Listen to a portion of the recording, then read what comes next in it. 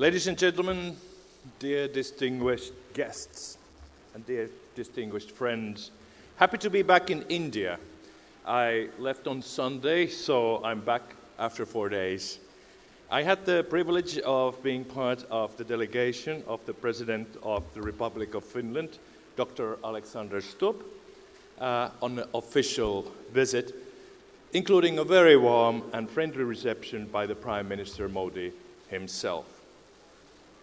I have also had the opportunity to connect with all ministerial colleagues. And the Minister Goyal brings me straight into the pivotal, epochal moment in India-Europe relations, that is the free trade agreement that can finally unlock exponential growth in our trade and technology cooperation. In my book, which you can download in English for free at my website, I categorize 3 kinds of data capitalism. First is the American way of unrestricted capitalism, profit-making, and the second one is the Chinese way of state control and oppression.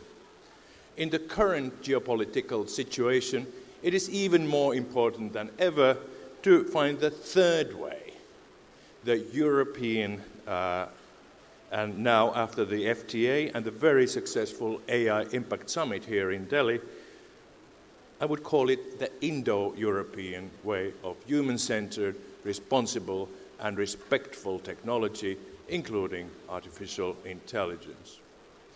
And I love to think that India and Europe are strongly aligned in the ethics of technology. We want to use AI to empower and educate, to profit all and not the few. In Europe, we are looking into ways to free ourselves from the American giant platforms and build what we call a Euro stack, all the way from messaging to cloud services. And we are inspired by the Indian experience of Aadhaar and UPI and the recently launched India Stack Global. And I think that the India AI Impact Summit slogan of people, planet and progress is much better for humanity than other 3 P words such as power, profit and privatization. Where could Europe and India collaborate? Here you see the only relevant map of the world, not according to landmass, but according to population, dominated by India. So if you wonder where my country is, so here is Finland. In the north, the size of about the size of Rajasthan, but population of only 5.6 million, hardly a suburb of Delhi. So, standing alone, Prime Minister Modi, our president said that the 2 of them together account for almost 1.5 billion people. But this scale gives you an idea what we should do. Finland is a very advanced ecosystem for cutting-edge technology and innovation. We have been invited to make in India and scale up in India. Not only the big Finnish companies such as Nokia and Kone, but startups like the satellite tech company Reorbit are planning to grow right here in India. Europe does not have the deep pockets of American investors, or should I say gamblers, that are inflating the current AI bubble by hundreds of billions.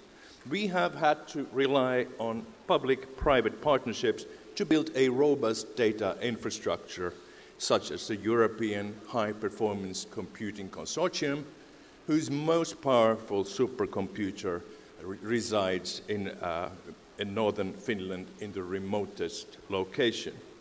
Because of the cool temperature, it's also one of the greenest.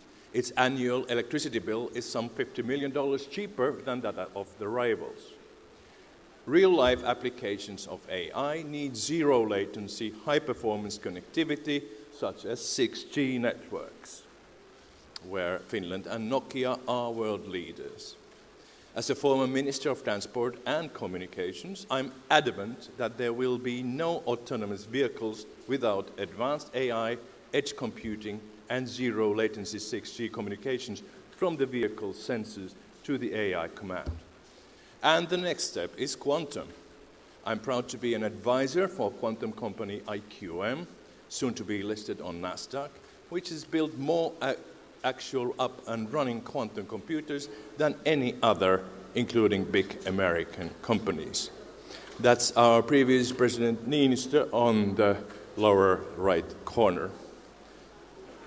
And finally, it's not only about bits and immaterial digital impulses. AI and robotics are here to solve real-life problems, such as green energy transition, waste management, pollution and congestion. And here's a Finnish innovation. In the city of Espoo, which being an IT capital is also the Indian community capital in Finland, already 40% of heating of buildings and homes comes from the excess heat of data centers, totally emission-free. As important as technological advancements are, I would like to leave you with a political, even geopolitical note. What do we want to do with artificial intelligence? We can use all the world's electricity to optimize cat videos in social media feeds, or we can use AI to serve humanity and help solve the biggest planetary problems. So here is a sobering questionnaire from G7, the world's 7 leading economies, or old world powers, the West plus Japan. 2 years ago, these rich countries were asked to name 5 best opportunities for generative AI from a pre-populated list, ready-made suggestions.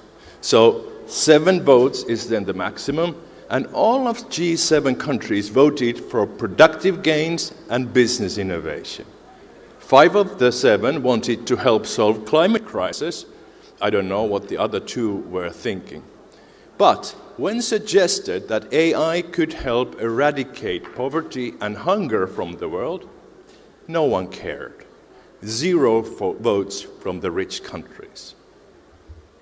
To conclude, dear friends, India and Europe must urgently collaborate in producing ethical and efficient technologies for the benefit of the majority of humanity.